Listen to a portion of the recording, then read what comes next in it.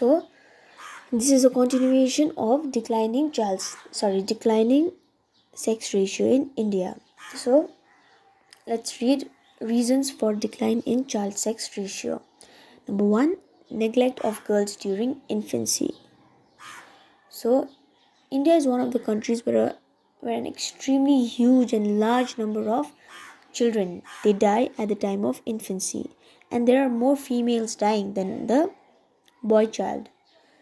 Although the females they have a stronger immunity in comparison to the boys, there is more of females dying because the parents they neglect the girl child. Okay, suppose one of the two children, one is male and one is female, gets sick or both get sick, they will give more preference to, or they will take care of the male child in comparison to the daughter. Okay, they will take care of the male child in comparison to the daughter, and they will give better nutritious food to their male child. So girls during their infancy are ignored.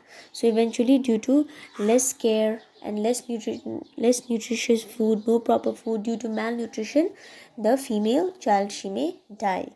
Sex specific abortions. So this is like there is a law which goes against it. Okay, this is a crime. So some labs they use ultrasound techniques to determine the gender of the fetus, the sex of the fetus. Okay, so some parents or some family they do not want to have a girl child, so they go for this sex specific abortion, and when they determine the fetus and if it is a girl they abort, and this is one of the major reasons for the declining child sex ratio. But it is a crime, so, and people will be severely punished if they get caught, but this still happens. So that is sex specific abortions. So people they prefer sons over daughters because they believe that sons will be taking care of them when they grow older, whereas female child she will get married off. Okay, that is preference for male child. So parents they prefer male child over female child because like they also have to pay dowry to the family their daughter is getting married into, whereas in case of son they will be the one getting dowry. That is dowry. So that happens in traditional mainstream society where the family of the daughter has to pay money or has to give a lot of gifts to the family their daughter is getting married into. So due to this they may prefer to have a male child instead of a female child.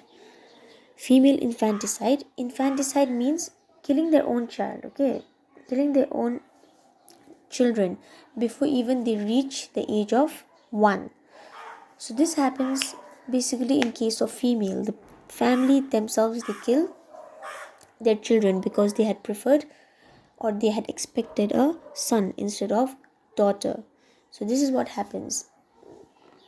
Like there are families that I've seen, they have so many daughters. Okay, they are really old, and then there is one son, the youngest.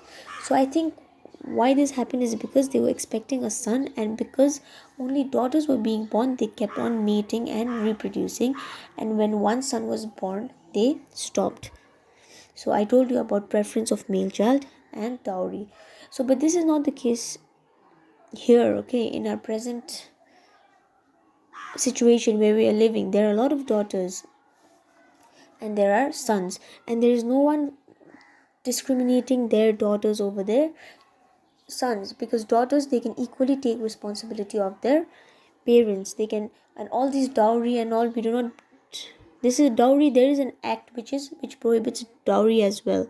So practically, or in the situation or in the area we're living in, this usually does not happen. But then in the very remotest of villages, in the rural areas, in the backward districts of India, all of this are still prevalent.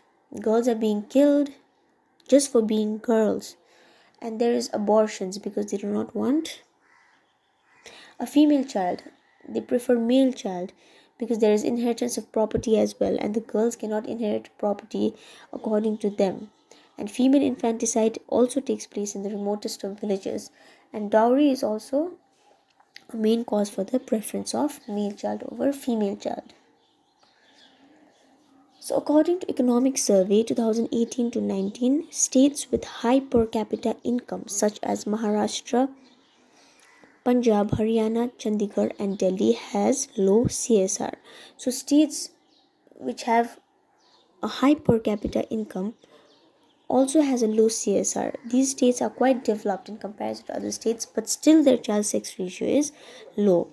So why it is written that high per capita income states is because although these states are developed, there are a lot of rich people staying there, but still they prefer male child over female child. So they are trying to say is that poverty is not the reason for wanting male child over female child. Okay, so because these people